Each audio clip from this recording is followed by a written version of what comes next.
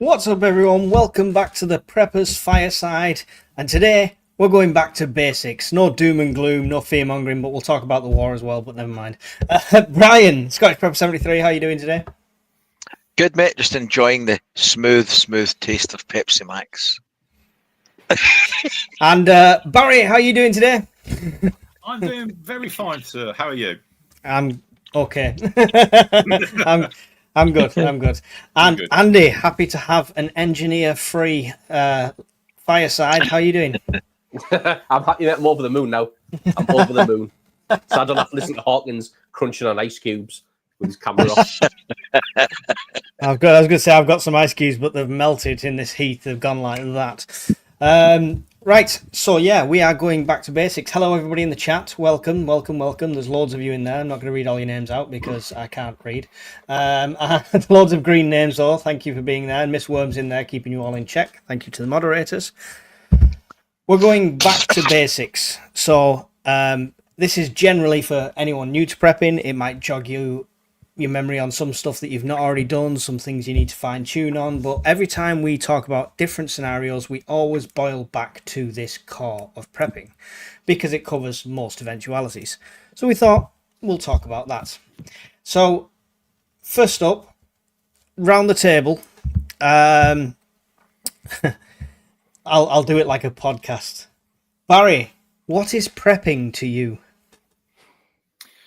Prepping to me, it's a personal journey about resilience in these uncertain times that we all live on. And to be honest, you can't get much uncertainty than what we've had over the last few weeks. It can cover all walks of life and it can cover all kinds of budgets. But at the end of the day, prepping's a personal journey for everybody. Yeah, exactly.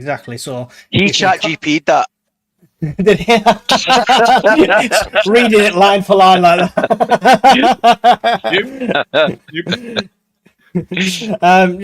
You're right, because you can follow along any of these guys' channels, and if you do exactly what they do, it might not work for you. But go for them for ideas, but it's very personal every time. So anyone who thinks they're the almighty guru and you do everything they say, it's going to get you in a lot of trouble. Brian, why did you start prepping? Bad weather. Bad weather equaled You bad live in planning. Scotland, mate. It was particularly bad weather. He was born with a Leatherman. Do you know, I don't actually own one single Leatherman or multi-tool at all. Well, it's all right, because Lee from the Bug Out is coming to the prepper meet. He might have some on his stall. I'll need to get one. Bad weather, didn't have things in the house, got caught out, trudging through snow, and I felt it put my kids at risk, who were a lot younger at the time. So it was a wake-up call for me. And latterly, I just enjoy doing it. It gives me a feeling of satisfaction. I've got a safety net. Yeah. Andy, as long as there's not missile glows coming in the sky above you, what types of situations are you preparing for? Grid down, mate, primarily. I think I mentioned it a couple of times on the firesides when I've been chatting with Brian. And then originally, mate, I was not like Brian. Originally, mate, I started off through natural disaster. That was the type of stuff, really, from the time when I was in the military, mate, I helped out doing when the floods were in York, around about 2014, 15 then. Yeah. I thought the bridge and that was going to get washed away. So that, mate, originally got me started. And then over the course of it, mate, it's kind of more grid down is kind of the primary one for me now. Yeah. Let me know in the chat why you started prepping, and we'll read some of them out. Let us know why you started prepping. What was the initial push to get you over the edge for prepping? So we all know, like, the whole 3 minutes without air, 3 days without water, etc., blah, blah, blah. And we know it's very vague, but we'll base it around that, and we'll go to you first, Brian, on water. What should people be doing water-wise when it comes to prepping? Have some. Oh, he's well prepared. He's well prepared, isn't he? That's it. Okay, so Andy. I know that's a flippant answer, but it really is as common sense as that. It's the essential for life, so you should have water. Once you've got water, as in you've got some bottles starting out, you should have a method of collecting and purifying. So you're starting small and then you're aiming to build up, like everything we do with preps. So you might start out with a life straw for purification, then you end up with a jerry can for purification. Once you've got all your other things in balance, because there's no point having you've spent 400 quid in a jerry can that purifies all your water and you've got one tin of spam between 10 people for a month. So it's getting that balance, isn't it? Yeah. So I mean, if people are starting out, are they just going out buying a couple of plastic bottles of water? What kind of guidance can you give them, like, for what they need? Minimum 1 gallon. Well, there's various schools of thought. My interpretation of it is 1 gallon per person per day. Sounds a lot, really isn't when it's taking care of your cooking, your drinking, your personal hygiene. It's not a lot of water. So that's your bare minimum aim for per person. And you could even do that if you've got a flat, you could have one of the water bags that you fill inside if you've got enough notice and put it in the bathtub. Or it might be that you've got a spare cupboard and you fill out cheaply with bottles of water, or you'll get the like 4-pint ones for like £1. You know, it's a cheap prep water. It's a cheap prep. That's why everybody should be able to do it on a budget. Yeah. Yeah, I mean, it's cheap to buy bottled and stuff like that. Any tips on storage? You have a unique storage method doesn't cost a fortune, right? So long-term storage, I use 55-gallon food-safe plastic water containers, which I got off Facebook Marketplace for 20 quid a pop delivered. Cleaned them all out. I stick them in the shed. You don't have to worry about algae bloom because they're blue anyway, but they're out of direct sunlight. The shed's insulated, and I replace the water every 3 to 6 months. And that way you've always got a fresh supply. Cool. I'll come to you in a second, Barry. We're going to have a look at why some people prep. Camping Kings, we prep because the leaders of the so-called free world are effing nut jobs. Simple. I actually started prepping when my husband decided to change jobs. There we go. Sensible. COVID set me on my prepping more seriously. A lot of people were woken up by that, as it were. Raven Blackwing, we had a water mains break about 18 years ago, and by the time I got to the shop an hour later, they'd sold out. I didn't get a cup of tea till 4 p.m. that day. Absolute disaster. Wow, there you go. So I mean, whatever triggers you, right? That's what matters. Ams says, water cut-offs a lot where I live, also realizing how vulnerable you are if you break down or get into a crash on the motorway. Putting my cash into useful stuff instead of bankers eating away at the principal via inflation, says still logging. And Miss Worm says, when they brought the Ebola patients over here to be treated, I expected that to go horribly wrong. Luckily, it didn't. Snapdragon, my daughter was taken ill. I was literally left holding the baby. No fuel in the car, no juice on the phone. Never wanted to be in that situation again. Yeah, superb. Prepping for power outs and everyday things. At least if the world doesn't explode, we can eat for free for a month. There you go. It's sensible either way, right? Thank you for them. Thank you for sharing them. It's Barry. Yes, I think it was. Yeah. Food is the next thing after water. Yeah. So I mean, it's all right going saying, oh yeah, go and buy a load of freeze-dried food or a load of wrap packs and throw them in the cupboard for 30 years. What should people actually be looking at and doing? First of all, sort of, I personally, if I was starting over again, have a look at what you've already got, what your existing foods are, and expand on that. Don't go buying military grade food containers, you know, the very great 30 days in a bag thing on it, because they cost a fortune. You might not like them. Don't bother with them, not to start with. Start small, smart gen. He's that way.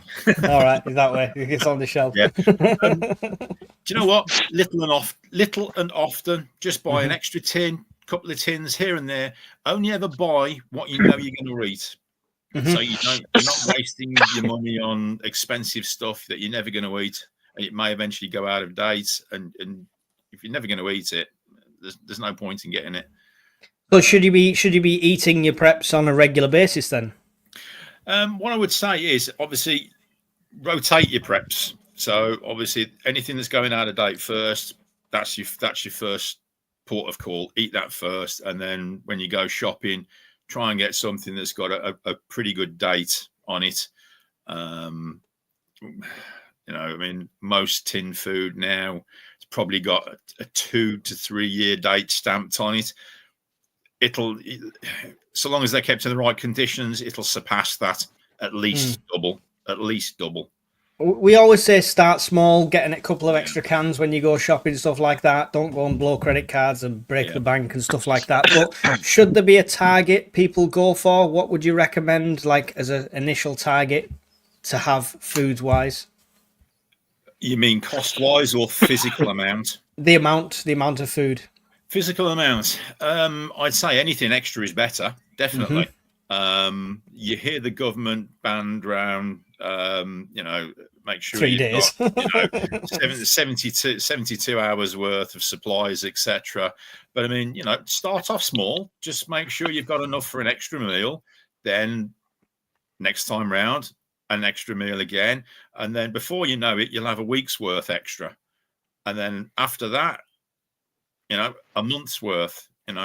More is better. And why is Brian pointing at potatoes? He's always wanted to get his spuds out on a live stream. That's just an... You need a good zoom in that camera, mate. I can assure you.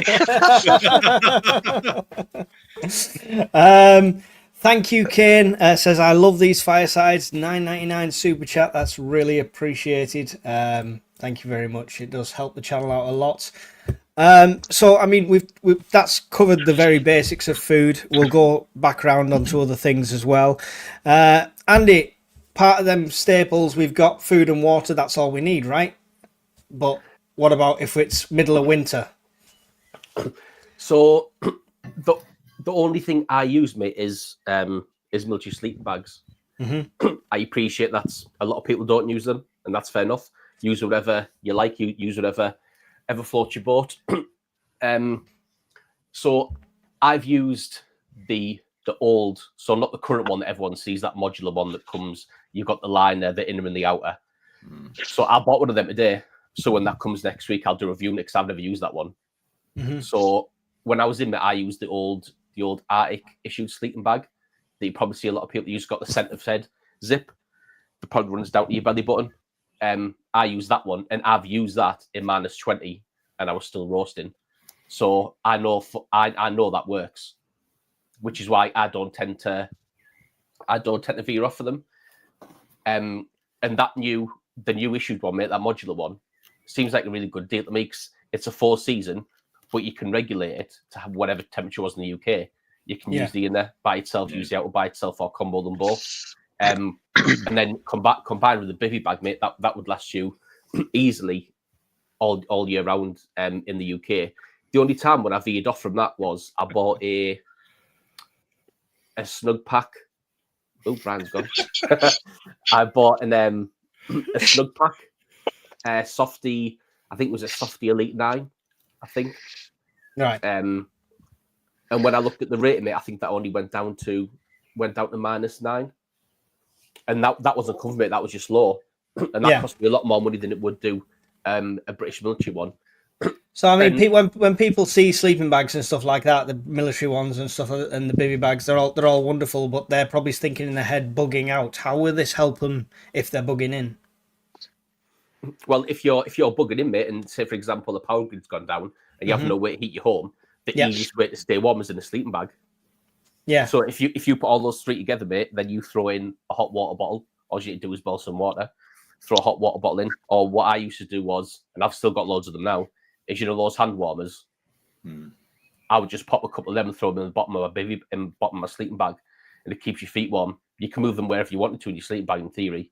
If you're feeling cold, it's the easiest way to keep yourself warm, and it's the lowest profile to keep warm. Yeah. So is it easier to warm in the smaller environment? Because I mean, people will want to try and heat their entire house when the grid goes down. It's not advisory, right? No, it's far easier to heat yourself than it is to heat your whole home. Yeah. And Yeah. everybody thinks as well, mate, that bivy bags are only there to keep you dry, and that's true. They do keep you dry, but bivy bags, mate, as well will add an extra couple of degrees on to the rating of your bag. It's not just there to keep you dry; it does keep you warm as well. Cool. Excellent. So, Brian, we'll come back around to you, and we'll give you a moment to talk about your most favourite thing in the world. Coca-Cola. No. First of all, Great Gala put a donation up. Said, remember the drink. It's cool, refreshing taste. 1 is none, 2 is 1. Now, I'm not saying the P word. That you need another 0 on there, Gala, for me to say the P word. Sorry. To jump in there, Mike. Before when you and Barry were talking about food, Mm-hmm. and you said about the government saying you need 72 hours worth of food. I'm sure somebody in Parliament or someone in government has spoke to the military and said how much food you carry and exercise, because that's what we had. You'd have 48 hours on you, well, I did anyway. So I'd have 48 hours in my Bergen, and then I'd have 24 hours emergency rations in my webbing. Yeah. If you weren't with your Bergen, which is 72 hours. So it's no coincidence to me that the government is saying, oh, you need 72 hours. 100%, mate. Someone's went to the MOD and said, can you ask one of the lads up on the ground what they're carrying their Bergen? Yeah. And someone's come back with that, and they've went, all right, okay, we'll tell the public to do it. Yeah. 100%. That's where that's come from. So talk us through that a sec quickly, Andy. What 72 hours look like? Because if somebody tries to get 72 hours worth of tinned food in the back of the Bergen, they might struggle carrying it. So what would that look like for you? So if we got given me a 24-hour ration pack, there is an awful lot of food in it.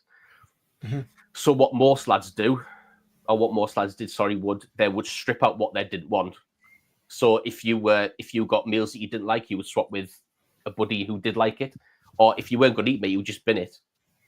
Or you wouldn't take it. So you would strip down it to what you wanted. So for example, you were going to get replanned after 72 hours.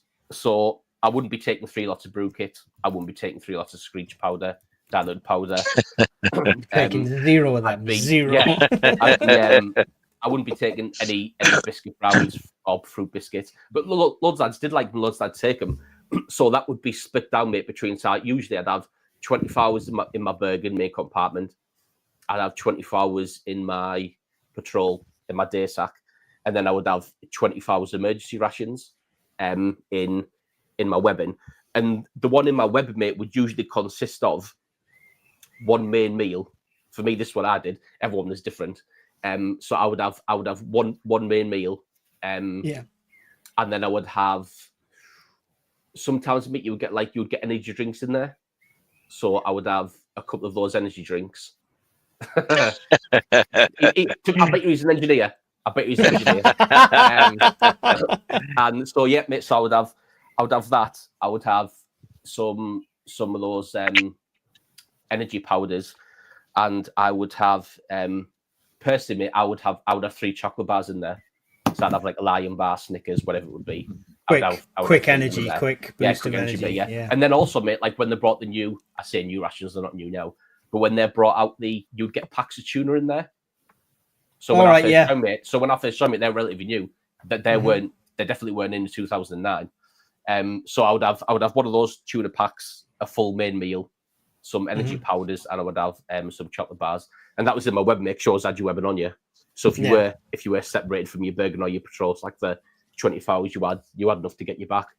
Yeah, I won't ask you the next question, Andy, because you might be biased. But Barry, does it appeal to you living off military-style rat packs? Have you tried them? Is it something that you'd stockpile? I've got some, and I'm actually going to be living off them when we go to the Scottish Prepper meet. So for the entire Scottish Prepper meet, I'm going to be on MREs. Have you tasted them before? Which ones have you got? Don't have the vegans and the vegetarians. Well, it's funny you should say that, because you said you were going to get me one, so I'm hoping you're going to bring me one up to the Scottish Prepper meet. You want a vegetarian? Yeah, not a problem. You bring one, and I'll try it while we're there. And I will film you trying it.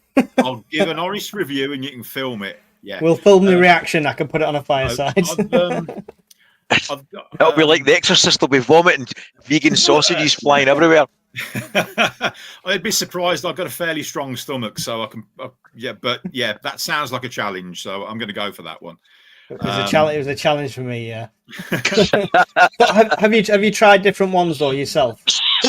No, like I say, this is going to be a full-blown new experience for me. So Barry could be starving if you see a hungry Barry walking around the Scottish I always meat. bring extra food. I always bring extra food where I go, just in case. But no. 72 hours worth of rations and 12 pot noodles.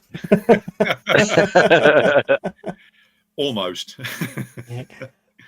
Brian, you've got the big buckets of freeze-dried Americana.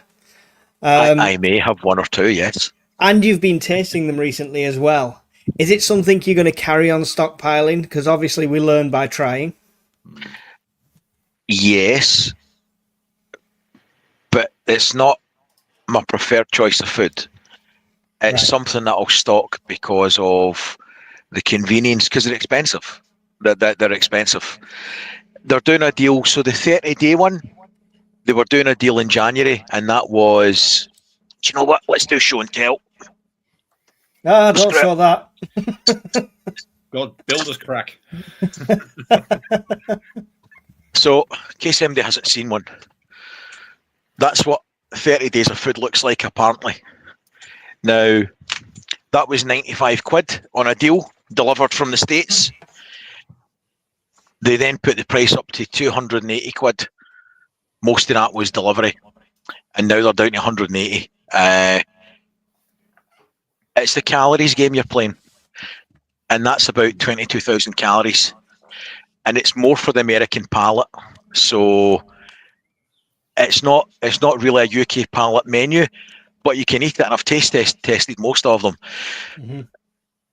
But I'm conscious of the fact that I stock a lot of tins, and I don't rotate a lot of tins, but I'll generally keep them a year past their sell-by date and sling them in the bin. So that's why I'm trying to add more long-life food. Take them to close to the sell-by date and then give them to a food bank. Fuck them. Go and get a job.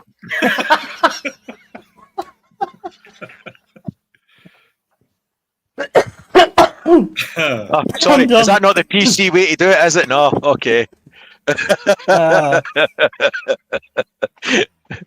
YouTubers might have to live off them food banks one day, Brian. Yeah, well, I'll be there with you. I mean, it's a mixed bag for me. The 25-year food is expensive, so I keep some of that. Mid-term stuff like British Army Rat Packs, wet meal pouches, I keep some of that. And then what I would call short-term food stocks, tins and things, I keep 1 or 2 tins of that. So I try and go with, I try and roughly keep a third in each in stock. Yeah. And in between that, a Mylar, a shit ton of flour, salt, sugar, pasta, and rice. Yeah. Cool. So, Andy, is yours wall-to-wall Rat Packs, or what's your food situation there? Do you just stock a lot of canned food as well? I do have a lot of them, mate. I'm not gonna lie. I do have a lot.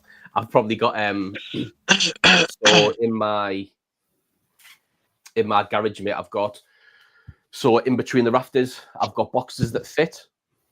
So I've got them on rails, so you can just slide the boxes on and off. Oh, nice.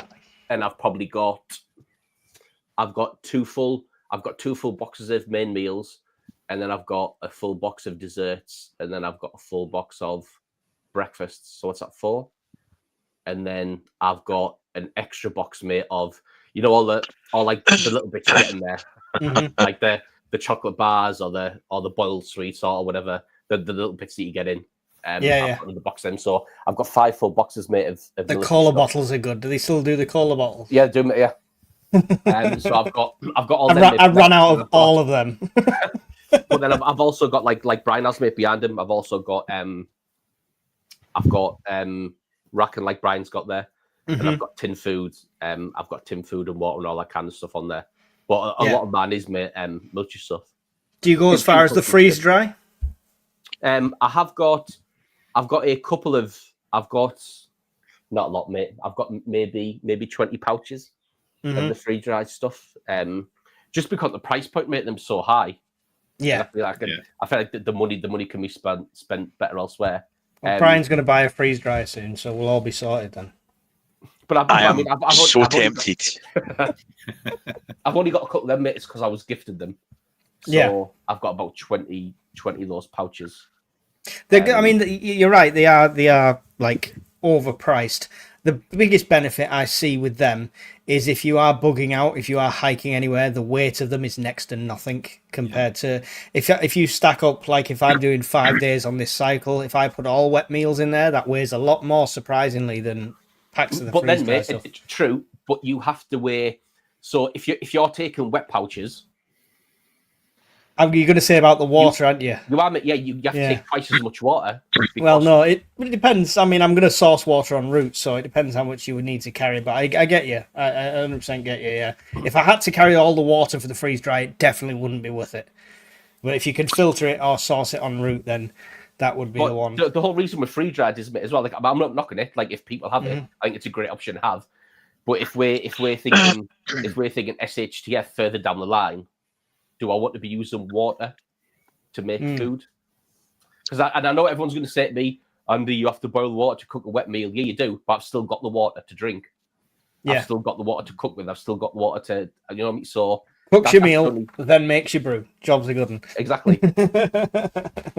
Just that odd taste of the flavour packet and the ink running off the label. That's fine. That's protein and calories. How much protein do you think is in ink? It would surprise you. I'm sure it would.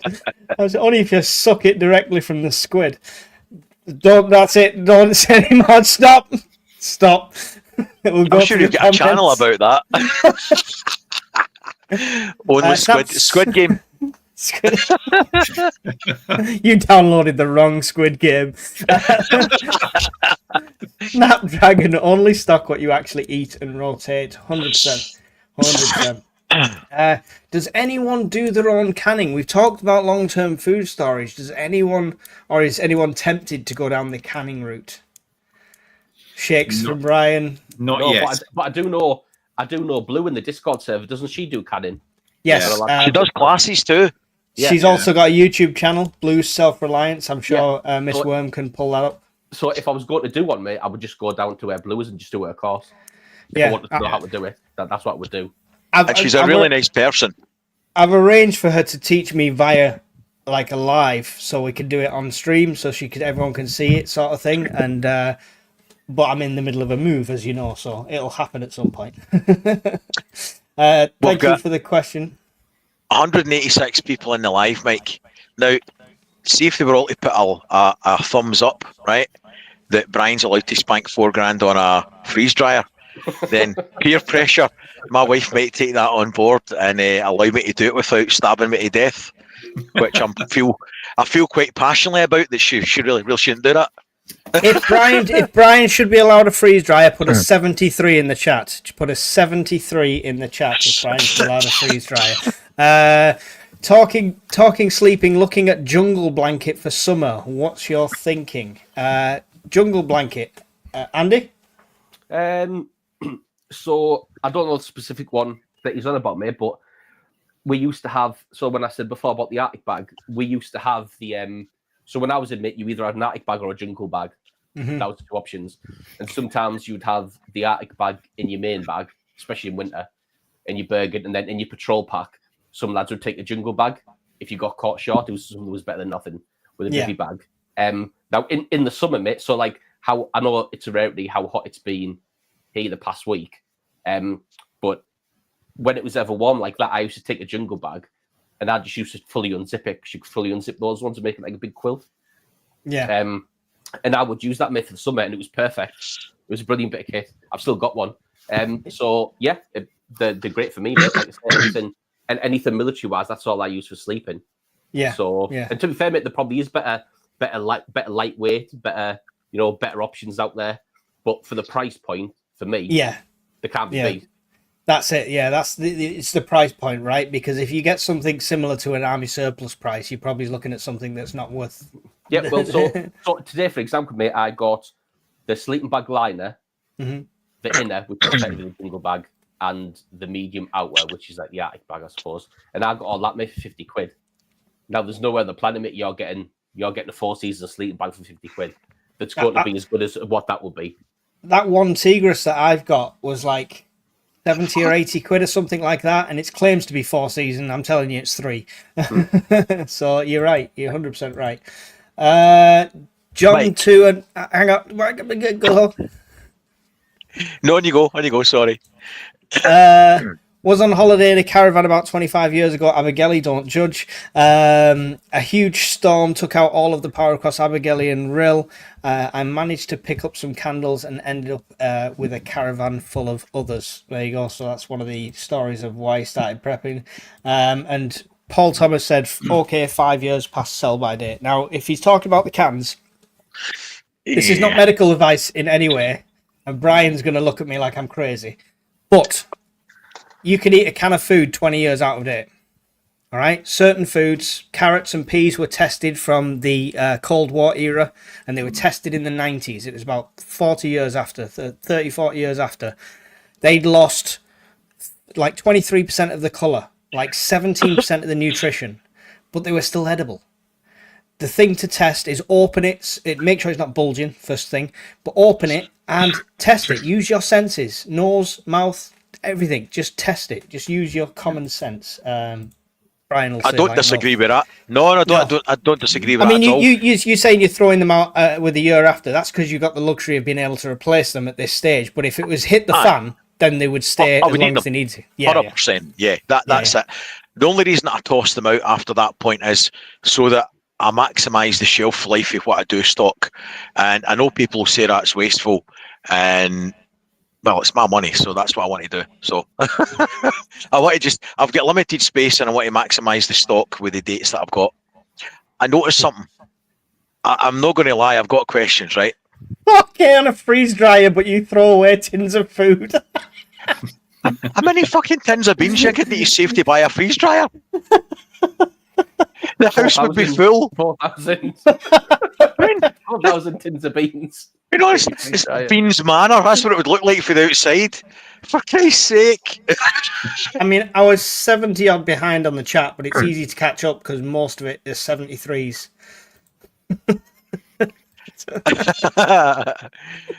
Oh, she's watching, so just the people have spoken, dearest, that it's a public service. I should be allowed to do this without fear of you try to kick my ribs through my fat belly. That would be awesome if you don't do that. Please. She's already commented in the chat. Yeah, let's just say she said no. I know how that goes then. That'll be a few slaps for me later again. Look at this. I don't know if it shows up, right? What? Do not bathe your hands and kick your legs in the tub. No, they've actually put out children can fall into this bucket and drown. Keep children away from bucket and what? Who the fuck? Sorry, I'm sorry for the language, folks, but who the fuck's going to drown in this? I mean, look at it. I'm not going to lie. I've got questions why that's actually a notice. Really? Don't forget, mate, it is American. Listen, they put them notices on everything. My car doesn't even have words because it's the BYD Chinese car. It just has pictures, and as far as I can tell, it's telling me to put the baby in the front seat and hit the airbag so it ejects out the back. That's what the picture looks like to me. So I don't know. I have to try it one day, but she won't let me. They could drown in the box of MRE. I ain't going to fit in the bucket, so I'm relatively safe. 3 inches of water. Yes, you can drown in 3 inches of water. That much. You keep just because she's watching the stream doesn't mean everyone else is going to believe that's 3 inches. It is though, right? That's how it works, isn't it? Right, we are way off subject here. Anyway, circling back, Brian's not getting a freeze dryer. All your 73s were wasted. Brian, power and lighting. Lighting has to be one of the cause of prepping. I mean, heating obviously is. We've talked about heating, keeping warm, food, water, but if you can't see any of the stuff to bloody do it, then it's going to be a nightmare. What are your recommendations, apart from telling everyone to go and buy 3 million EcoFlows? How should people start off? Start off with a small power bank. Start off with some packets of batteries. Start off within your budgets. I don't tell people to go run out and buy an EcoFlow or a medium-sized power bank straight away. If their budget permits, I'll give them recommendations. And with the price point now, that's what a lot of people have done. But you don't have to. We've done this a million times, and it showed that you could have a small power bank like the Anker ones you'd recommended for like £8. That'll run a USB light strip all night. Yeah, them light strips that are like the ultra low power LEDs, they'll last for ages. Yeah, they'll last for a day, maybe even two, depending on the power bank. But they're £7 for the power bank and about £3-4 for the light strip. So that would illuminate your entire living room. And as humans, we don't really like the dark, and it will cause panic for your children and everybody else. So it's a sense of comfort for us. So for the sake of a bit of tenner, call it a tenner, that's a good source of comfort. And it's a good safety thing, because in an SHT situation, even the lights out for a day or two, you could quite easily trip and break a leg or an ankle, God forbid your neck, because of poor lighting. So you don't have to spend a fortune. But if you want to spend a fortune, I can give you some recommendations. You can. Hence his name change during that speech. I've just noticed that. Those guys owe me so much money. I've sent so much work their way. Honestly, I should get commission. Ask him for some free panels. I don't know where you're going to stick them. Like, there's no room. There's always room, Mike. There's always room. I'm sure Mrs. Scottish Prepper could tell you where to stick them, though. Andy, what do you do for lighting? What's your lighting preps? So I have a lot of stuff, mate, that runs off USB. So I've got several of those LED light strips that Bram was just on about. Yeah. And I've got several of those little Anker power banks that run those light strips off. And I've also got up there, you can probably see it in the back. So that's my Anker C300 that I've got again off Brian's recommendation, which is a great power bank. It's a beast of a thing. I love it. And I've also got that Renogy 100-watt full done solar panel. Have you tried fully charging it off the solar panel yet? Yeah, mate, it's mint. Yeah, I didn't try it. It's mint. I didn't. It was, mate. I was so happy with it. You would never believe. And I kind of had a little bit of understanding into Hawkman's brain of why I was so happy with his solar setup. I thought he was a bit of a geek. But when I set that thing up and I seen the green light that come on, I was like, this is the business. Especially when you can charge straight off the USB. And not the cable that I didn't even Google it. That's how lazy I am now. I didn't even Google it. I just took a picture of the connection and I WhatsApp Brandon said, "Brian, what cable do I need?" That's how lazy I am now. The stuff. And now I've got that solar panel that I plugged in not this week, the week before. And at 10 o'clock in the morning, I was getting 73 watts input. Yeah, that's good going for a 100-watt panel. Yeah, it's great, mate. Like I say, it's a brilliant panel. And the best thing about it as well is, mate, like Brian was saying before about the folding ones that break sometimes, like the panel itself, mate, doesn't fold, if that makes sense.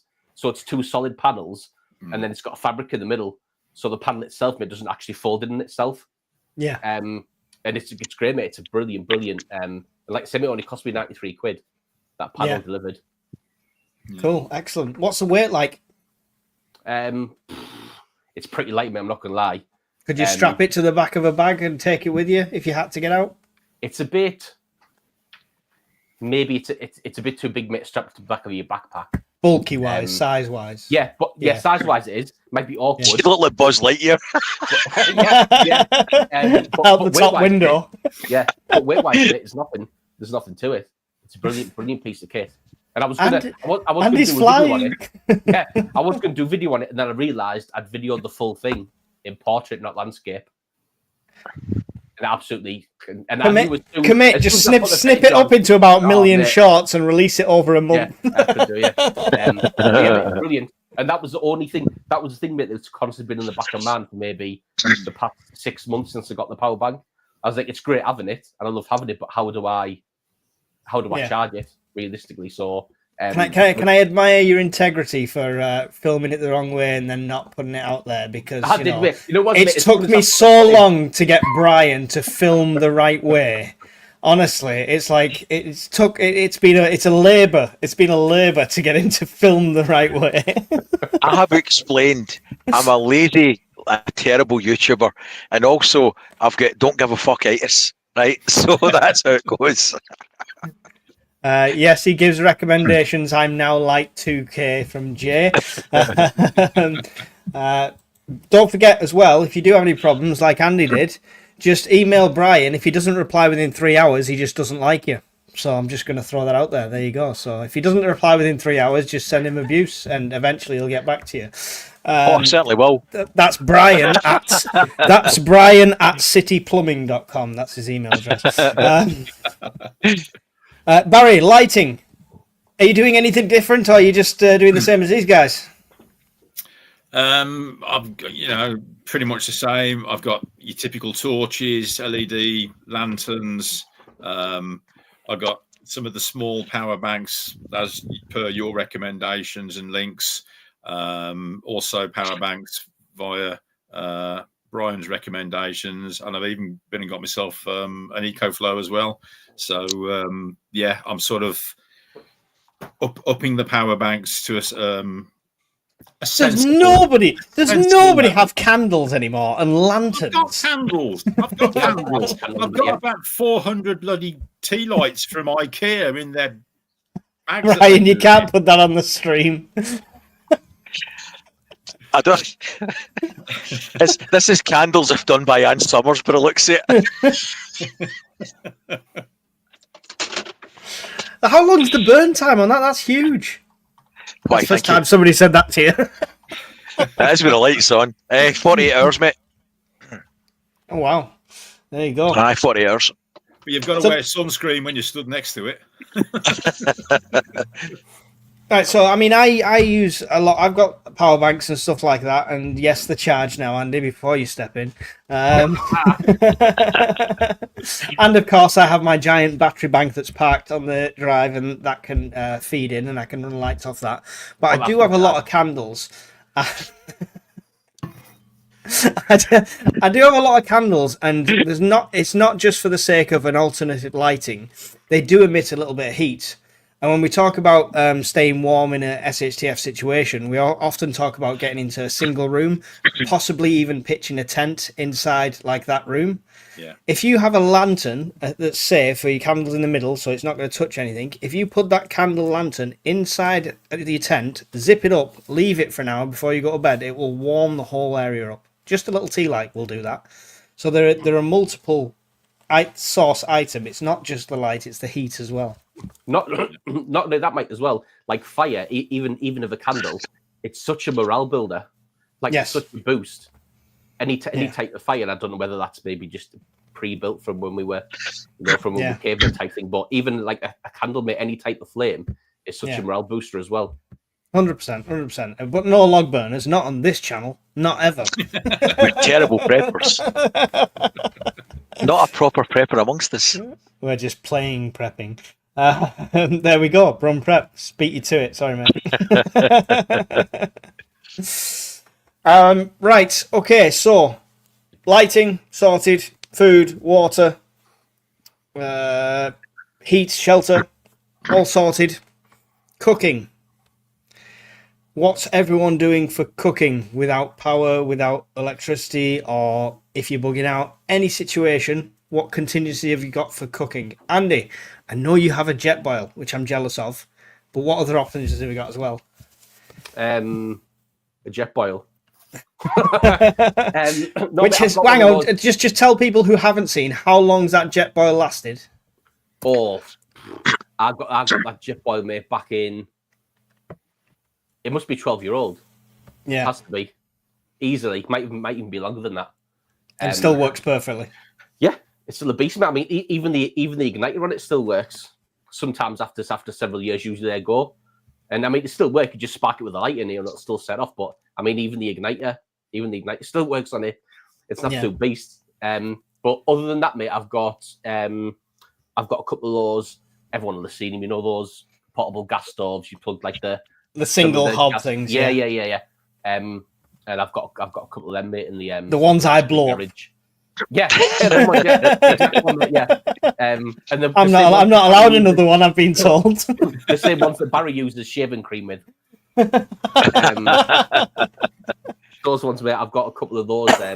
But that's all I've got. To be fair, mate, I've got an over reliance on the Jetboil, and I know I have. I know it's a weak spot because it's so convenient, and I've used it for that long. To be fair, mate, I should get another one. Like, so I would use it, and it wouldn't be a waste. Get a new one and save the old one as a backup. Yeah. It's a good idea. Yeah, always have backups from backups. But I mean, you've got backups when it comes to the hobs anyway, sort of thing. So, Barry, how are you cooking? I've got the standard cooker like everybody's just been discussing. Actually, I've got two of those thinking about it. I've also got the smaller one that screws into the top of the small canisters. Yeah, got one of those. I've also got a small, it's almost like a miniature fire pit. If you imagine that, but about this kind of wide, you basically feed it with wood pellets, etc. Yeah, like a little rocket stove. Yeah, similar to that. Yeah. It was a gift, and it's brilliant. It's brilliant. I'd rate it up against one of those little cookers any day of the week. I've never had it go wrong on me. If push comes to shove, I've got a fire pit as well. I've got a store of wood, and I live relatively close to a woodland where I can always source extra wood if I need to. Just a matter of getting it dry. So yeah, multiple redundancies and multiple methods. Not how you get wood, Barry. You make a video and beg people to send you money for wood. That's how you do it. Come on. That's where I'm going wrong. I've just seen Will Survivalist there say get a barbecue. I've got barbecue as well. I won at the weekend. So that's another way I can cook. Yeah. I mean, obviously keep these things in mind with outdoor cooking. That, you know, if everyone can smell the barbecue. When somebody's barbecuing on the street, everyone can smell it. So if everyone else is hungry and you're barbecuing some fresh food, then just bear that in mind. They might come sniffing. Brian, if my wife's doing a barbecue, they'll smell it, Mike. It'll be fucking burnt. This is not how you get a freeze dryer, Brian. You've got to soak up, right? I'll just withhold my services. Oh no, Brian, how are you cooking in SHTF? So seasonal dependent. When there's available solar, I'll be using induction hobs because there's plenty of power coming through the roof solar, or I could use the solar on the shed. But basically, when there's sun's out, I'll be using induction hobs so that I'm not using up perishable resources like gas or wood or candles or alcohol. So if it's winter time, I've got a few of the gas stoves. I've got about 4 of the little alcohol stoves. I've got a couple of gallons of the methylated spirits. I think it's about 80 canisters of gas, and if I was really stuck, I could use a cooker in the van or a microwave in the van. So there's a few choices. Few options there. The main thing is, so on the solar thing, think about your resources. If you've got solar panels, don't use your gas. Yeah, because you don't need to. You keep your gas for winter time when you don't have any sun. So husband your resources. Yeah, definitely worth thinking about. Few people have said what they're doing. Kane said camping gas stove along with the hundreds of canisters. Also 3 times 17 kilogram caliber bottles, regulator, and another stove that connects. Plus we have a log burner to cook on top of. He's a real prepper. Burner. Real prepper. Trianga spirit stove, Hexi stove, but with the safer stuff. The fire. Is it fire? What's it called? Dragon fire. Dragon gel or something. Dragon gel. Yeah. Something like that. Yeah. I've got the little meth stove. Have you seen the penny stoves? They're really good. Where it's almost like a shoe polish tin thing, and you can make that them size yourself. brass. Yeah, you can make them yourself very easily as well. Anyone going to the Scottish Prepper Meet, go and speak to Roger, who's there, who's doing the medical demo. He makes and manufactures all his own stove stuff. It's really cool, some of the stuff he does. Amphere, a Fokker triple burner and 12 kilograms propane bottle would last 3 to 4 months for cooking. And World Survivalist, don't barbecue in the house. Trust me on this. Teenage me knows. There we go. There's definitely a story behind that. We'll have to get that out of him at some point. Right. Okay. Right. Well, we're going to carry on talking about the core of prepping shortly, but we're going to take a little intermission and just tell you about very quickly these guys' channels because they give up the time to come on here. So, Andy, can you tell us about the Bombardier in a minute? Yeah, so it's a prepping channel from the probably heavily artillery focused and a lot of stuff. My experience is to do with missiles, which is pertinent in the world today. So most of my stuff is from a military perspective, but not the gung-ho infantry perspective. A lot of mine is more support role, so it's a lot more focused to what, or a lot more amenable to what people would prep with. Gear reviews, food reviews, all that type of good stuff. Excellent. So go and check out Andy's channel, The Bombardier. Barry, tell us about the Brown Coat Prepper UK. Yeah, so relatively new channel. Only a couple of videos up so far. As I say, it's based on prepping from a starting point of the complete newbie. So, you'll be able to follow along with me trials, tribulations, cock-ups, complete mistakes, and hopefully some successes. Yeah. Excellent. There you go. So go and follow Barry's prepping journey at the Brown Coat Prepper UK. And Brian, can't freeze dry shit. Tell us about Scottish Prepper 73. Can't freeze dry shit so far. Give me time. I'll work on it. I tend to do videos on. I seem to have segued into a lot of stuff to do with power. So most of my time revolves around answering questions and videos on power banks, solar panels, things that interest me. Also, reviews on body armour, ballistic plate testing with rifles on ranges, 25-year shelf life food reviews. I do a lot of reviews on kit. Everything that's reviewed is bought. None of it's sponsored or anything. I don't do any of that. So, yeah, I tend to do that kind of shit. Cool. Excellent. And we've also got Miss Worm, of course, in the chat, who is our awesome moderator. She has a channel. I'm going to play her advert very quickly. It's only 46 seconds, so check that out. And then we're going to come back and we're going to discuss current events going on at the moment.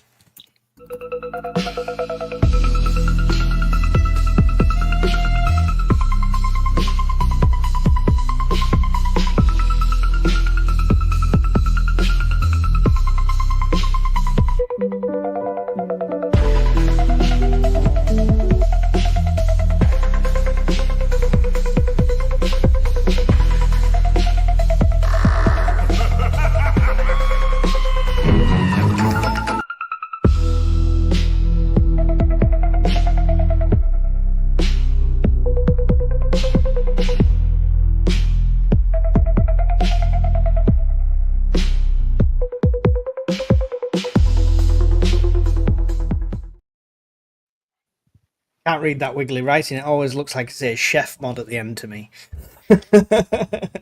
Don't mess with their cooking. Right.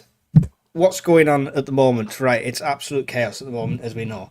I've been doing some live streams recently, just monitoring the cameras. Well, putting fake pictures up and pretending to monitor them, so I can get 3,000 views and not make a single penny out of it. But that's what I do, of course.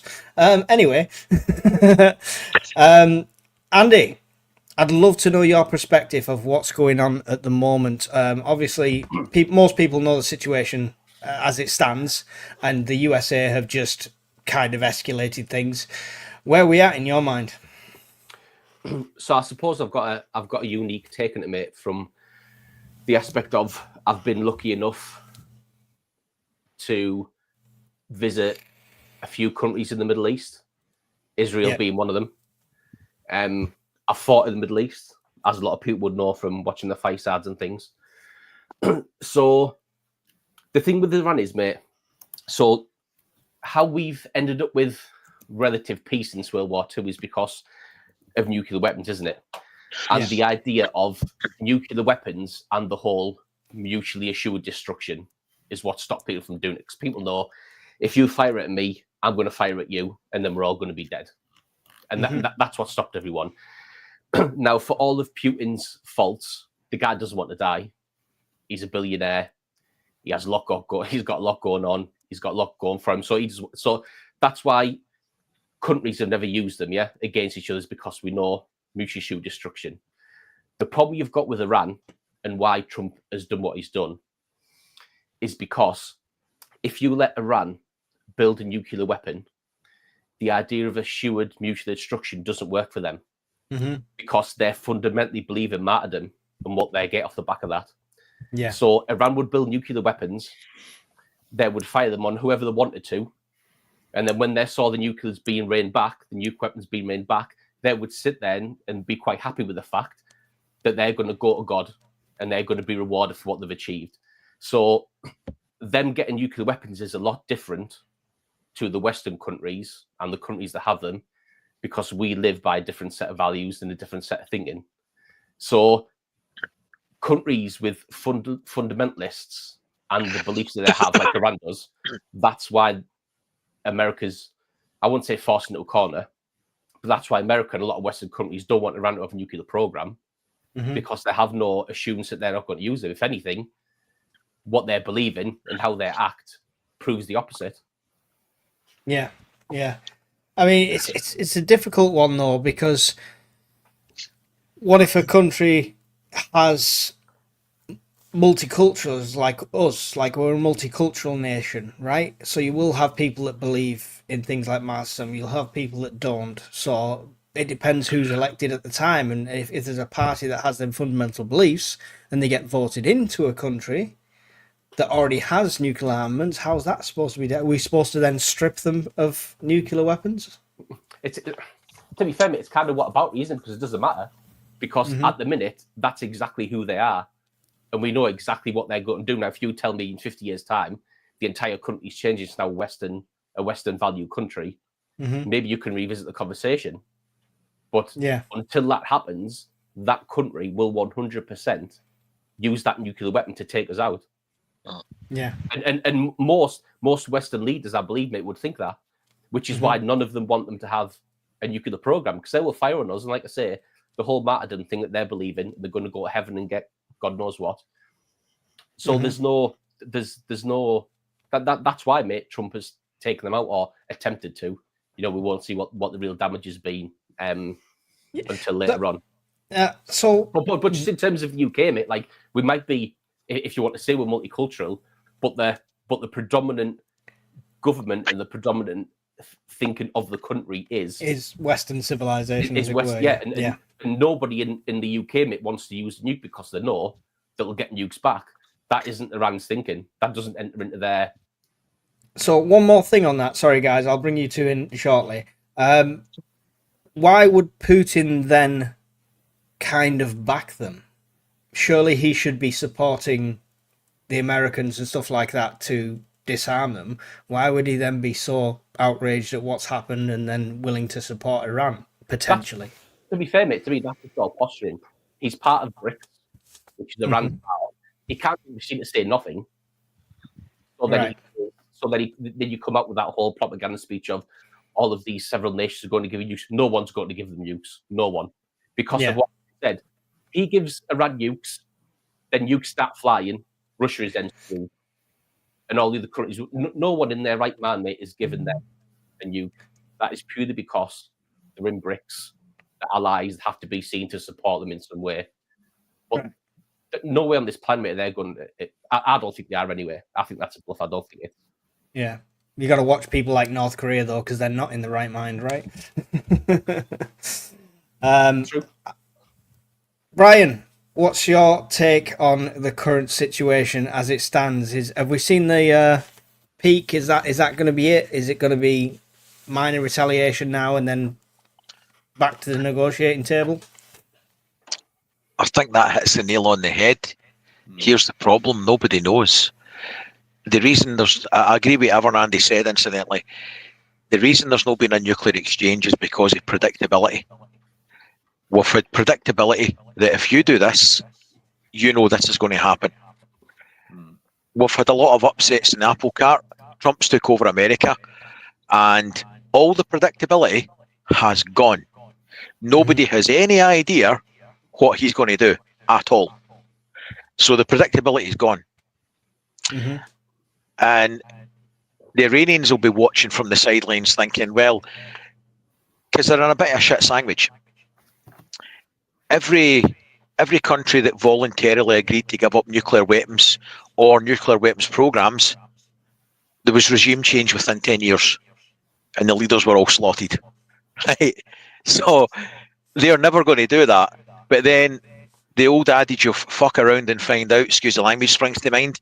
They've been telling everybody for 40 years that they're going to drop a bomb on them as soon as they get it. So you can't really fault people for being a tad suspicious or worried that they might get it. So you've now got, Israel has got really right-leaning governments who have decided to take the gloves off. They've flattened all the support networks of Iran first, and then they've went for Iran. And Trump, being unpredictable, he's read the room. He's waited till the proxies have been taken out. So all the Iranian proxies that could have helped support them, they're all dead or subdued. The Israelis have went in and flattened all their defence networks 2 months ago. Then they've went in and started flattening more stuff for the last 2 weeks. So he's just decided, well, do you know what? Why not? And he's just slapped some big bombs, bunker busters in and flattened everything. But the predictability side is we now don't know what Iran's going to do. So they have got some plutonium, they have got radioactive material. We don't know now if they're going to get one of their ballistic missiles. They don't have a viable nuclear weapon. I don't think so, or they would have used it. Right? I think they would have used it by now. But there's nothing stopping them from taking the covers off the warheads, packing it round with uranium, firing it, and then you've got a cheap man, a poor man's dirty bomb, and slap it right in Israel. Even if they intercept it and blast it, all that shit's going to sprinkle down onto the country below it. So that's my worry now, that sort of stuff's going to happen. Yeah. Sveners, it's a subject that YouTube doesn't like. It's why the stream won't be monetized. This one I won't get any ad revenue off this stream for that very reason. It's the only way we can talk about it. So apologies, but I'm not blocking any chat. It's YouTube that does that. Barry, keeping up with the news, scary times, right? How do you think we fare in all of this that's going on? Well, typical Britain's playing catch up again with all the world current events, etc. I've got to agree with what both Andy and Brian have said. The predictability is completely off the table. Whereas, if Trump wasn't in power, you could bet your bottom dollar on things were going to happen in a certain sequence. But now, I don't know. I mean, did anybody see Trump was going to go and do what he's done in the last 48 hours? I certainly didn't expect him to go and do that. Not after issuing a 2-week. Yeah, exactly. I mean, he's saying one thing and then, 24 hours later, he's doing something completely different. And unfortunately, I think that's going to go for all the opposing sides in the current conflicts at the moment. It is scary times. I mean, you've got to be listening to multiple news channels to get anywhere near the actual truth that's going on. But even then, you're still going to take it with a grain of salt. Yeah. In the chat, Will Survival said North Korea aren't religious fanatics. However, can't be said about Pakistan. Not a good idea to blow up reactors, says Sveners. Could sleeper cells be activated now, says Brian Keane, and Elusive Dartmoor said Iran could use sleeper cells in UK and US. Yeah. Andy, the sleeper cell thing is obviously going to be a concern in the back of everyone's mind. Do you think that's a real threat? It's definitely a real threat, mate. They definitely exist in the UK and the US 100%. The only thing I would say to mate for me is that once they're activated, for me personally, I believe that's a one-time thing. Once you pull that pin, then it's done with. That's the last roll of the dice for them. That's the last roll of the dice for them. I believe it is, mate. Yeah. there isn't a case of, well, we're going to let one go and then maybe 2 years. No, when you pull that pin, the pin is pulled. So for me, if they want to use it now, and people might think this is the perfect opportunity to use it, but for me, mate, once that's used, it's a one-time deal.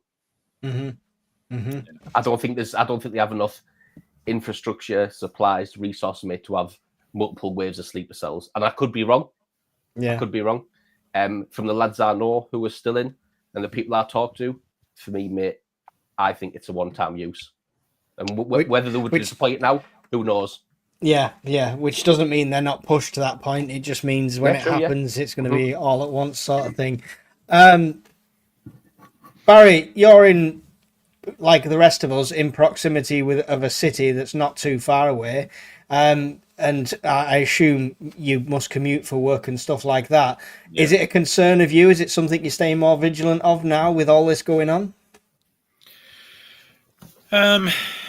Yeah, absolutely. I mean, the last few days with everything that's been escalating, myself and the other half, as soon as the fuel gauge has even started to go down, we've been filling up. We've been making sure that, everything that's in the house, we know where everything is. We know what our plans are if anything happens. I've looked at there's that site online where you can program in location of a strike.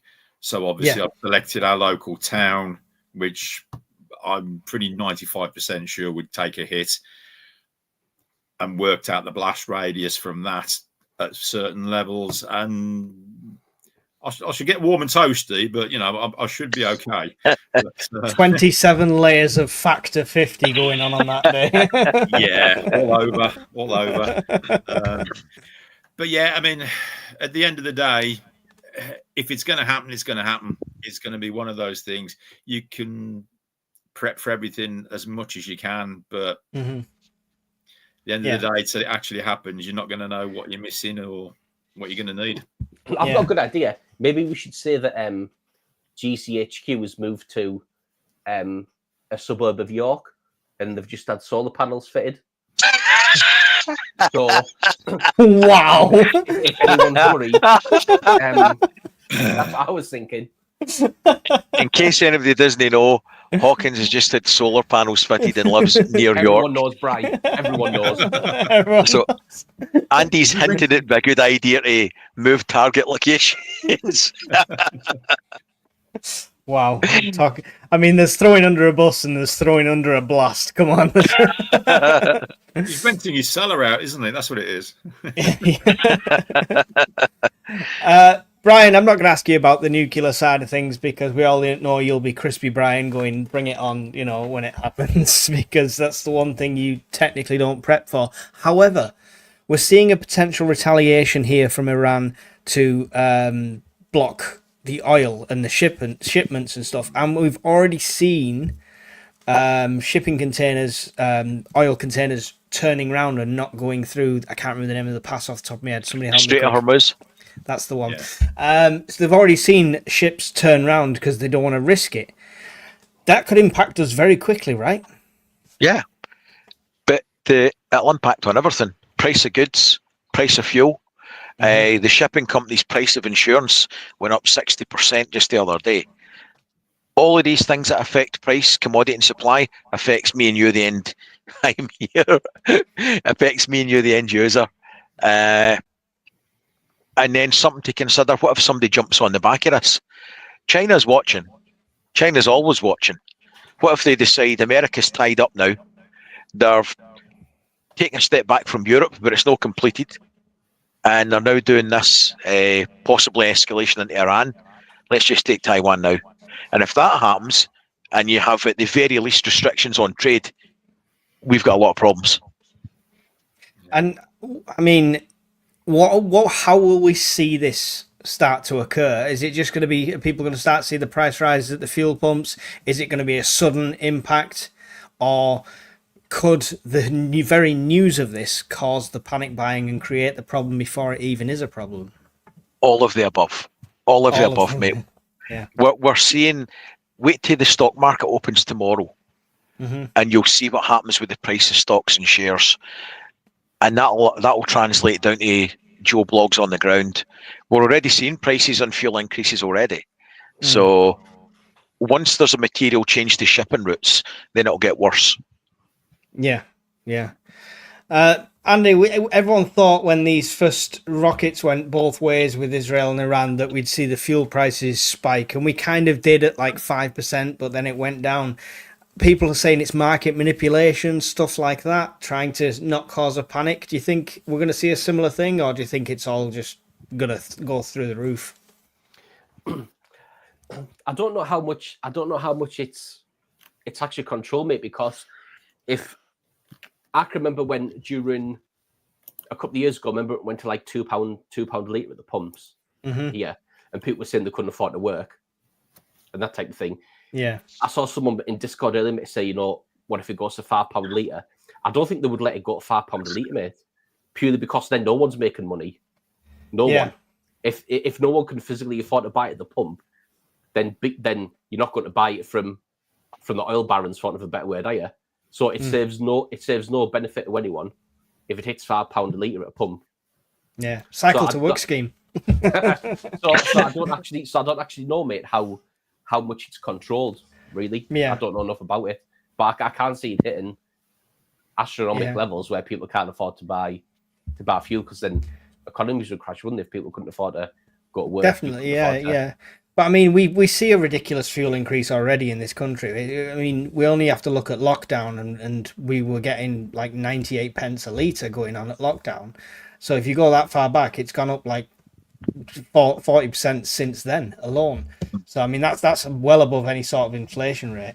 Barry, if it's not a giant price hike and it is controlled so people can't overcharge for it, surely if the shipments are stopping or being affected, they'll have to bring rationing in at some point, do you think? Yeah. I mean, I remember obviously quite a few years ago when only the emergency services were actually allowed to purchase fuel. My wife at the time, lucky she was a nurse, and obviously luckily we got access to fuels, but that was only at designated stations as well. So it's not the first time that the government have put rationing on fuel outside of war times. And yeah, I mean, if the prices do start to climb, if they want to keep people going to work, they're going to have to step in. And like I say, rationing, yeah, it's a possibility. I can't wait for another work from home if you can work from home, but don't work from home, but make sure you go to work. And if you're a key worker, then go to work, but then work from home if you can work from home speech, because it always makes sense. And clap. Yeah, and clap, yeah. We don't need to know about your medical conditions, Brian. I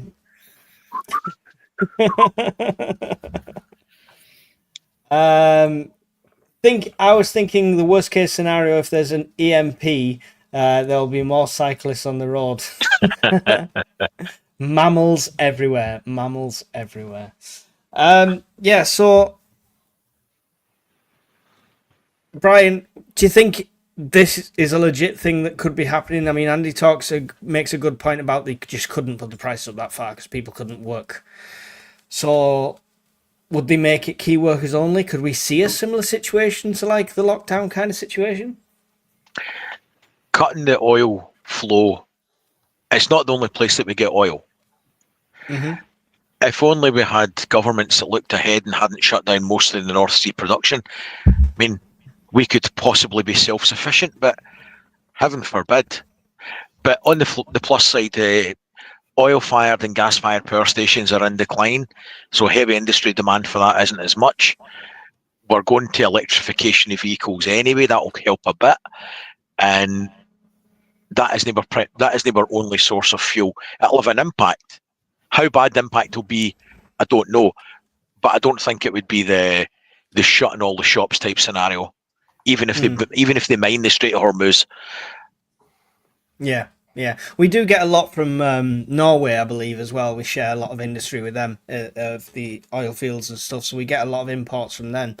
But we're already on that peak of only just about having as much as we need, right, Brian? When it comes to any sort of fuel, gas, electric, anything like that, we're already on that edge, right?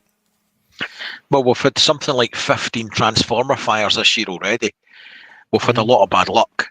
There's been a lot of power cables have sliced themselves in a fit of depression. What if one of the gas and oil pipes started blowing up at Europe in the same time that they mine the Strait of Hormuz? There's a lot of people with their fingers in a lot of pies at the moment. Mm-hmm. Right. Quick around the table. Andy, should people be worried about this? Should they be monitoring it? Should they be increasing the preps? What would you say should change right now, if anything? I never think it's a bad time to increase your preps. I'm always a big advocate for that. Would I wouldn't. I don't see this. I wouldn't worry about it if I was anyone. I'm certainly not worried about it. Do you think we'll get involved? Do you think we'll get involved? No, I don't think we'll. Well, what we're going to get involved with? Well, they what we're going to provide? I mean, a couple of bottles of water and some ration packs. I don't know what we're going to provide them, but there was some lads mate were talking to me today about that there was rumblings from inside Trump's administration that he wasn't happy about the fact that we hadn't come out and supported him, and Starmer had just said that Iran need to talk to them. And the rumblings off the back of that were that he was talking about taking the UK out of the Five Eyes intelligence network that we've got. So that is us, USA, Canada, New Zealand, and I can't think the fifth one now. But that's an intelligent network of five Western countries that are all allies. Now, the fact that that's even being discussed is hugely embarrassing for Starmer, if that's true. Yeah. And if we do get taken out of it, that is another blow for the state of the UK military and the UK intelligence services. No, I know they can't unilaterally remove another country from the Five Eyes, but what if the other countries voted in? Yeah. And even if he's just thrown it out as he's upset, it's still not a good look. For the UK government, for even one of the countries to say that, it's not a good look for him. Increase your preps and don't worry. Starmer has got us into this Iran saga about 6 hours ago. I'm not sure. But he has got us involved. He's already got us involved. We're providing logistics support. We're a big airport for the Americans as it is. The amount of transport flights. We've always been America's giant landing craft, right? Battleship, right? We've always been the unsinkable aircraft carrier. That's the one. Yeah, that's the one. To be fair, mate, all Iran needs to do is send a couple of people in with electric scooters, and they'll probably shut the airbase down. That was shocking, mate. That was shocking. Yeah. I hope somebody was shot who was asleep on duty there. It was a wooden fence. Yeah. A 6-foot wooden fence. Yeah. Susie Detects UK says, watching The Walking Dead making me realise how quickly the wheels can come off in a disaster situation. Not that I'm expecting the zombie apocalypse, but you never know these days. Well, that's true. But I mean, it's true. It's good to watch disaster movies like that just to see kind of how people react, because there is some truth to the human element, because we've seen that in Spain, right? When we saw good things as well, but you did see people go crazy very quickly. Barry, what are you going to increase your preps? Are you going to change what you're doing? Is it a tentative time for you, or is it just keep calm and carry on? Yeah, keep calm and carry on. As Andy said, it's always a good time to increase your preps. There's not really a lot at our level of society that we can actually do. You know, we're at the mercy of our government's whims, and obviously everything that's going on overseas. There's not really a great. All we can do is sit back and watch and hope that the ride is a relatively smooth one. Yeah. Brian, are you buying 7 more power banks? That's probably the question, right? Well, I was on the swither and I wasn't going to. However, in the next couple of weeks, depending what the prices are like, I'm either going to get 2 Delta 2 Maxes, which will give me another 4 kilowatts, or just say fuck it and buy the Delta Pro 3. So I will be getting that. But All that's that not power- related to this. all that power and no freeze dryer to connect it to. Shocking, isn't it? It's not going to But- make any difference to my prep. It's just a difference to my awareness. Yeah. Okay. So, and how's that going to play out for you? I'm just mopping up the drink I've just spilt while you're talking. It's sorry. okay. It's only cola. That's your body trying to subconsciously say, "Don't drink that poisonous shit." I'm not trying to suggest it, but the camera angle looks like you were having a cheeky one in front of the camera. I'm just going to throw that out there. Yeah, that was not a good look. Oh, viewers, there's a spider just going up my trouser leg as I was on a live. We No, it's devolved. Again, sorry, what was the question? I got sedgeways there. About your awareness. How's it going to change, and how are you going to put that into practice? I'll be watching to see Iran's response, and it would take something extreme for me to come out of my path for my prepping, if you like, about what I'm looking to stock more of and the time frame I'm willing to do it. If it was something extreme like a dirty bomb from Iran or an EMP or somebody, I mean, we've already tipped the nuclear threshold by blasting an enrichment plant or 3, right? That's a big escalation. If it goes any further than that, then I'm sure somebody will, Hawkins. I'm sure they will. If somebody was to do something more extreme, like a dirty bomb from Iran or something, then I would increase my preps drastically and spend more than I had planned to. Yeah. Not that we're If that makes sense. encouraging panic in any way, shape, or form. Within your means. Within your means. Yeah.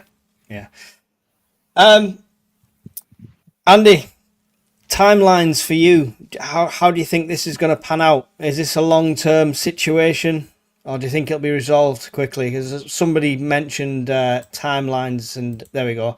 What are we saying timeline, says Pete? 5 years, with a little questioning guy. 5 years, what though, mate? 5 years for Iran to retaliate? What's... I mean, I suppose to the ultimate escalation and SHTF, or back to peace times. I mean, how long do you think this is going to go on for? None of us predicted how long the Ukraine conflict would go on for. I think a lot of people thought they'd get steamrolled straight away, and it's been an ongoing issue for ages. What kind of timelines do you think on this at the moment? Well, I haven't. Other than like I said in this Scott channel today, mate, the only real power play they had was to block off the Strait of Hormuz, and they've done that, or they've voted to do it. Yeah. Military wise, I've always been a big advocate, especially in Discord, of I don't think Iran really has anything to use. Yeah. And if they do use anything now, that's so they're between a rock and a hard place right now, because if they do anything now, Yeah. they will just get obliterated by Trump. Yeah. That's the problem they've got now. They haven't got anything to fight back with, other than the sleeper cell option we spoke about. I don't believe they have. Other people might disagree with me. I don't think they've got anything to fight back with. Yeah. And not only that, mate, if they decide to do anything now, they've got Israel on the other side of them, just waiting for an excuse now, another excuse. Yeah. To hit them again. But Like, they are really in a bad spot, so I don't know. That's a what they scary could do. situation if they're in that bad spot, though, right? Because that could be where they do take that last resort of activating cells. I think that's why the military action was taken, because they were in a bad spot and they potentially had something to do about it. But now that option's kind of been taken away from them, at least for several months. We don't know how bad or how effective the strike was, do we? But I don't think they've got anything available other than the sleeper cell thing. But then again, I don't know. I haven't got enough information, mate, to say how much resource and how much effort they've put into that, and how effective that could be. No Nostradamus predictions from you today, then. No, I don't see anything in the immediate future, mate, from them. No. Other than what I said in Discord about blocking the Strait of Hormuz and doing political things. Yeah. Snapdragon asked, does anyone have a prepping fund? And Barry already answered, I have a budget per month and try to stick to it, which is very sensible. He often blows it on awesome t-shirts, though. I like your t-shirt there, Barry. The chat's devolved into speculating and you wearing hot pants under the desk. You really don't want to know what's under this desk. Oh, there we go.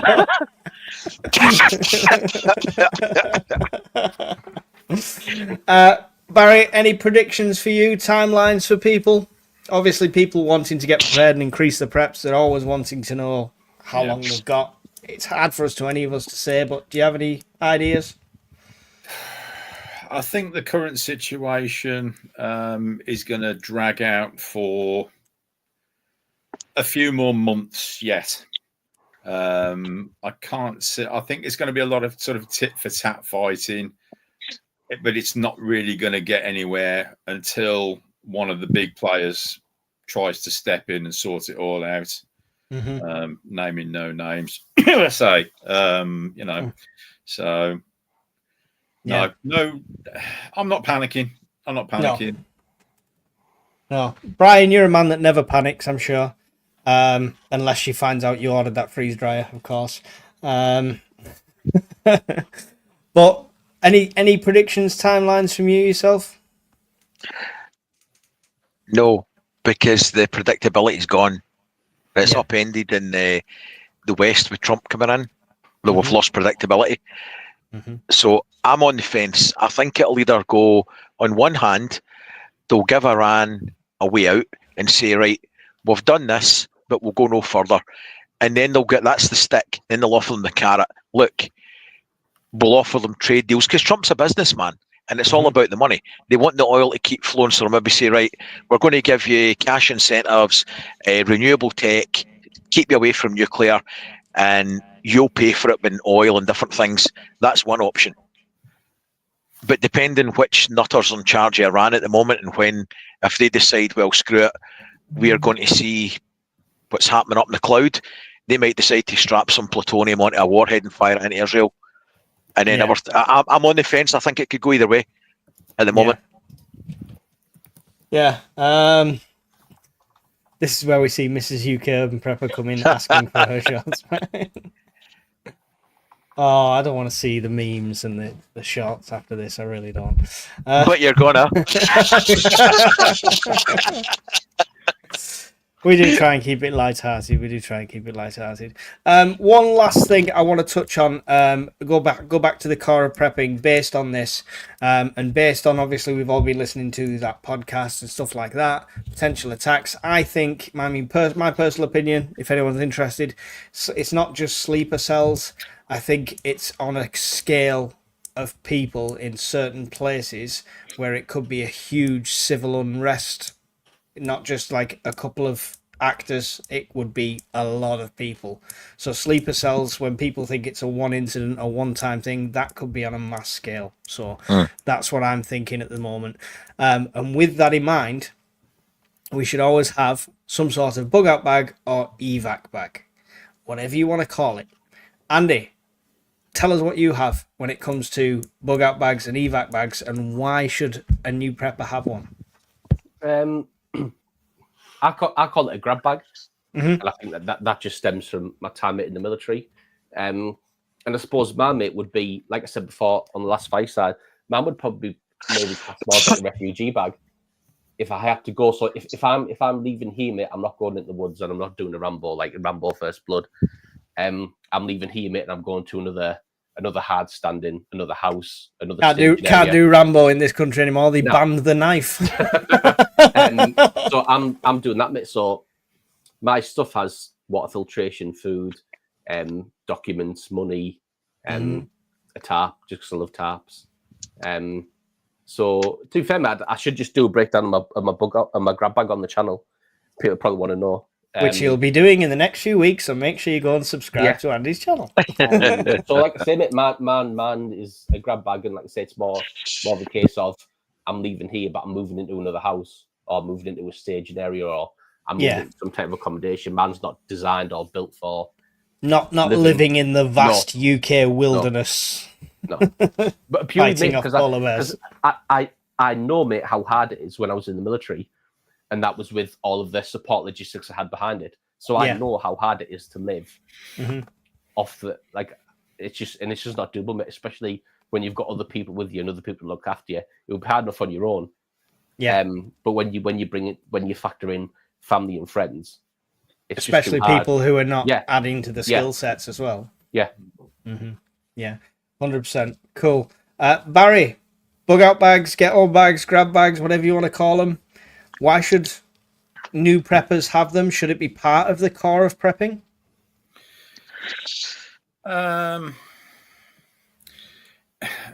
It's dependent upon the individual's situation.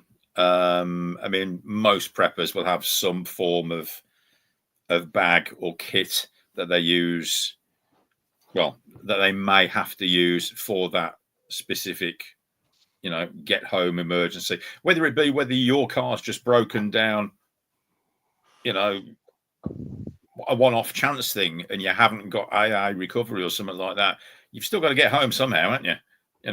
And if you're a good distance away, and the countryside is your only way of getting back, then you're going to need a tarp, you're going to need water or a small tent, some sort of food, some way of at least keeping warm, heating, that kind of things. You don't have to go and spend an absolute fortune on filling a 100-litre rucksack or whatever on kit. Small and simple. Scour through YouTube. There are plenty of channels that will guide you on how to set up a bag. Cherry pick what you need for what you think the situation is that you may encounter. That's the best advice I can give. Yeah. What have you got in the way of bags there, Brian? And or is it just a case of jumping the bug out vehicle? I do have them, but I'm going to be slightly controversial and say it's never, not you. It's kind of, for most people, unless you've got a bug out location to go to, you're just going to go out into the woods and die slowly and painfully or be eaten by somebody.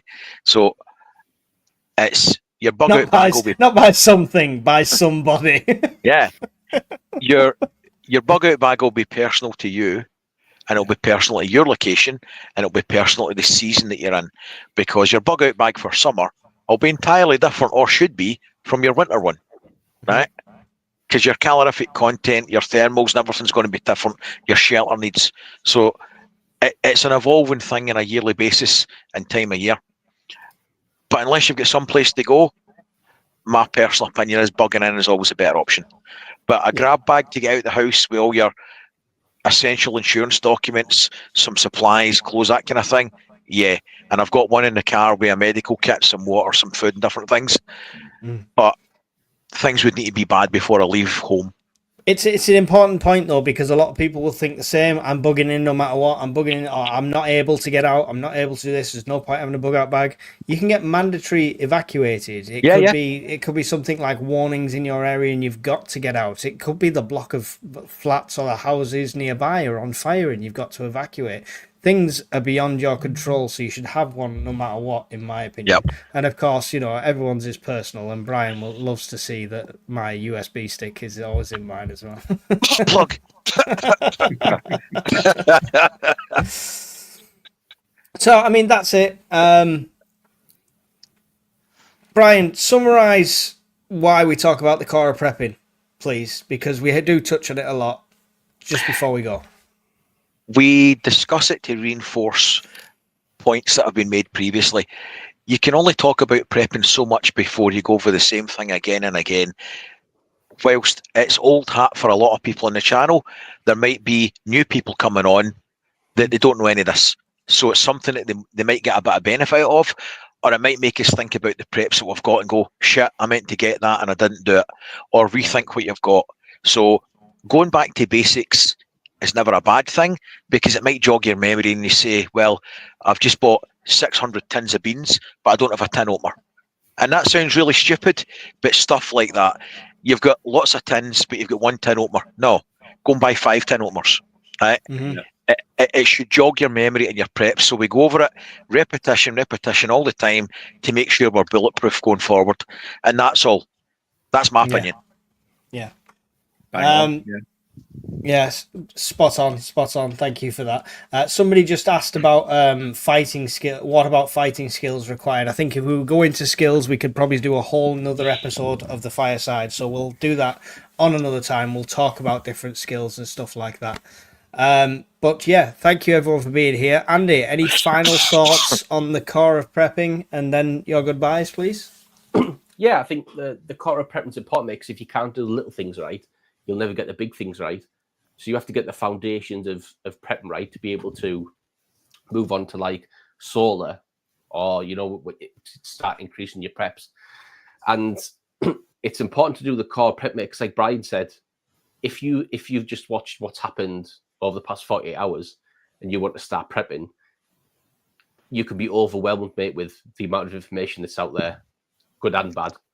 Mm-hmm. So starting with the core and getting your feet under the table, starting with a week's supplies, moving forward, it's important to focus on and change what you can instead of thinking, "Oh, I need a solar setup with 23 panels from City Plumbing."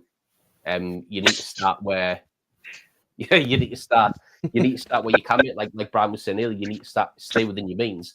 If you can only afford 5 tins a week, then buy 5 tins a week, and not get caught up on how much stuff all the 4 of us have when we've been doing it for X number of years. So the core of prepping is important because it gets you into prepping, and then it gets you on the path to be more resilient and self-sufficient. Cool. Awesome. Thank you. We'd like to say goodbye to the people at the same time. Yeah. Good night, guys. Thanks for the chat again. Been a brilliant chat as always. And I hope you've enjoyed it. Excellent. Barry, any final thoughts on the core of prepping and your goodbyes? Yeah, I mean, if you're unsure as to whether to start, watch any of these guys' channels. You'll get excellent advice and entertainment. Start small, start confidently, and just get it right. And eventually, you'll be okay. Just don't panic. Take it one step at a time. And good night from me. There you go. Thank you very much. Brian, any final thoughts and your goodbyes? No, just glad to see everybody here tonight. The interaction for people in the live chat always promotes an element of humour. And we do get a bit of criticism, believe it or not, and some shitty comments about... On the regular. Yeah, on the regular, that we're not being serious. Listen, that it shouldn't be all doom and gloom. Prepping should have an element of fun in it. It should be an element of a hobby, and also the safety aspect and keeping your family safe. But surely we can have a bit of fun while we're doing it, folks. Exactly. Yeah.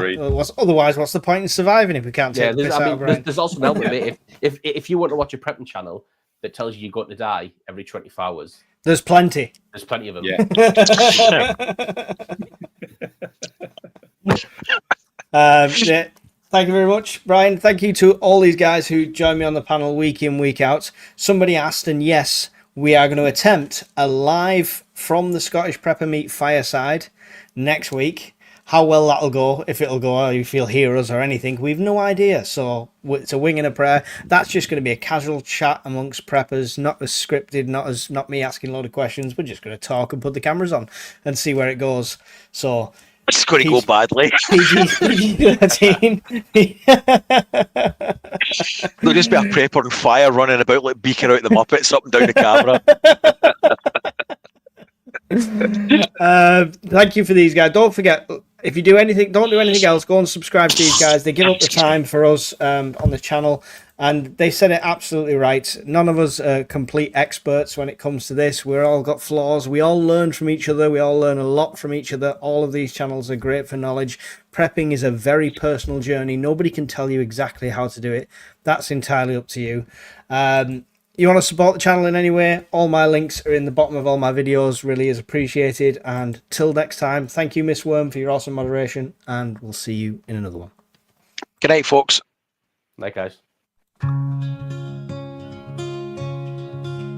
Round the fire, warm and bright, stocked up food for the night. Got our plans set in gold for the days when it's cold. Tools and gear stacked up high in the cabin we reside, listening to the winds howl, prepping for the morning's prowl. At the Purpose fireside we stay,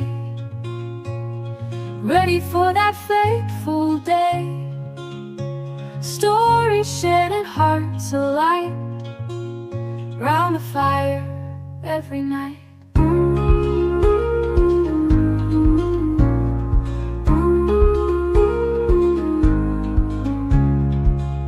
Water stored in jugs and tins, bunkered down through thick and thin. Maps and routes all drawn and laid, preppers live unafraid.